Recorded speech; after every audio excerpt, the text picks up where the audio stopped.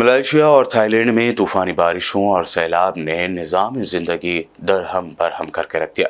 आलमी खबर रसाई इदारे के मुताबिक मलेशिया और थाईलैंड में मुसलसल होने वाली बारिशों ने सैलाबी कैफियत इख्तियार कर ली है। सैलाबी रैले ने रिहायशी इलाके में दाखिल होकर अपने रास्ते में आने वाली हर शय को तहस नहस करके रख दिया। मलेशिया में 1.25 लाख और थाईलैंड में 15,000 से ज्यादा अफराद बेघर हो गए, जिन्हें रिलीफ कैंप मुंतकिल कर दिया गया, जहां पीने के पानी और खुराक की कमी का सामना है।